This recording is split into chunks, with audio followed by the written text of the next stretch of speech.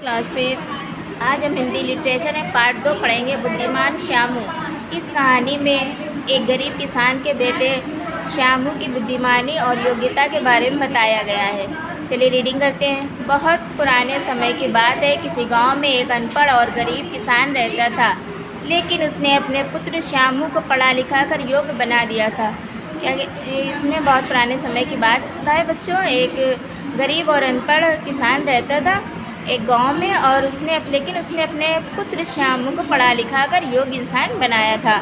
उसका बेटा श्यामू बहुत चतुर व शालीन था। वो सोचता था कि मुझे शहर में जाकर कोई कार्य करना चाहिए जिससे मैं अपने माता पिता का बोझ हल्का कर सकूं। और वो सोचता था कि हमें शहर में जाकर कोई ऐसा काम करना चाहिए जिससे हम अपने माता पिता का कुछ बोझ कम कर सकें। ऐसा सोचकर उसने अपने पिता से शहर जाने की इच्छा प्रकट की। पिता पहले तो शहर में उसके जाने पर चिंतित हुए, लेकिन काफ़ी सोच विचार के बाद उन्होंने श्यामू को शहर में जाने की अनुमति दे दी। उसने अपने पिता से कहा कि मैं शहर जाकर काम करना चाहती हूँ। तो पहले तो उनके पिता बहुत चिंतित हुए, लेकिन बाद में उन्होंने उसे शहर जाने की अनुमति दे दी। अगले ही दिन श्यामू शहर पहुँच गया। वहाँ उसके माता पिता के एक मित्र रहते थे। वो सीधा उनके यहाँ पहुँचा और अपने आने का कारण बताया। और वो शहर में गया तो वो अपने पिता के एक मित्र के घर पर पहुँचा और अपने आने की पूरी वजह बता दी। श्यामू ने शहर में नौकरी के लिए काफ़ी कोशिश की, परंतु सफलता श्यामू के हाथ न लग सकी। एक दिन थक कर वो एक पेड़ के नीचे बैठा था। वहीं उसके पास एक अन्य आदमी भी बैठा था। श्यामू और वो व्यक्ति आपस में कोई व्यापार की बातें करने लगे। एक दिन वो थक कर, उसको नौकरी नहीं मिली, तो एक दिन वो थक कर पेड़ के पास बैठा और वहाँ पर एक व्यक्ति भी बैठा था। वो दोनों आपस में किसी भी व्यापार की बातें करने लगे। सामने ही एक मरा हुआ चूहा पड़ा था। वो आदमी बोला कि यदि कोई सूझबूझ वाला आदमी हो तो इस मरे हुए चूहे से भी व्यापार शुरू कर सकता है। वहाँ पर एक मरा हुआ चूहा पड़ा था। उस व्यक्ति ने श्यामू से कहा कि अगर कोई सूझबूझ वाला व्यक्ति हो तो वो इस मरे हुए चूहे से भी व्यापार कर सकता है।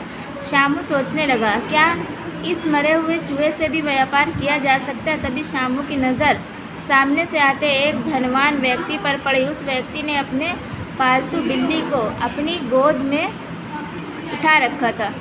तो श्यामू ने सोचा कि क्या ऐसा हो सकता है कि इस मरे हुए चूहे से व्यापार किया जा सकता है। तभी उसकी नज़र एक व्यक्ति पर पड़ी जो बहुत ही धनवान था, बहुत ही अमीर था, और वो अपने गोद में बिल्ली को उठाए हुए आ रहा था। बिल्ली भूख से व्याकुल थी। श्यामू ने सोचा ये अच्छा मौका है। उसके सामने चूहा हाथ में उठा लिया और उस धनवान व्यक्ति की ओर बढ़ा। बिल्ली का मालिक बोला, अरे भाई सुनो, ये चूहा तुम मेरी बिल्ली को दे दो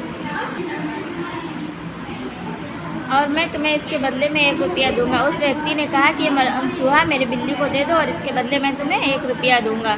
श्यामू बोला, क्यों नहीं जनाब। ऐसा कहकर उसने चूहा बिल्ली की ओर उछाल दिया। बिल्ली चूहा देखते ही उस पर झपट पड़ी और मज़े से खाने लगी, और उसने बिल्ली की तरफ चूहे को उछाल दिया और बिल्ली ने उसे लपक कर पकड़ लिया और उसको मज़े से खाने लगी। इस प्रकार श्यामू को 1 रुपया मिल गया। अब उसने उसी सिक्के से आगे व्यापार करने की सोची। इस तरह से श्यामू को 1 रुपया मिल गया और उसने सोचा कि अब हम इसी 1 रुपये से आगे व्यापार करेंगे। वो आगे बढ़ा। आगे बहुत से पेड़ थे जिन्हें मजदूर अपने मालिक के आदेश पर काट रहे थे। गर्मी का दिन था, पानी पीने की उचित व्यवस्था नहीं थी। वहाँ पर आगे वो बढ़ा तो उसने देखा कि बहुत से मजदूर यहाँ पर पेड़ को काट रहे हैं, लेकिन वहाँ पर पानी पीने की व्यवस्था नहीं थी। पानी नहीं, तो वो पानी के लिए व्याकुल थे। श्यामू ये देखकर फौरन बाज़ार गया और वहाँ से उसने 1 रुपये में सत्तू, गुड़ और एक घड़ा खरीदा। घड़े में ठंडा पानी भरा और बगीचे के पास जाकर बैठ गया।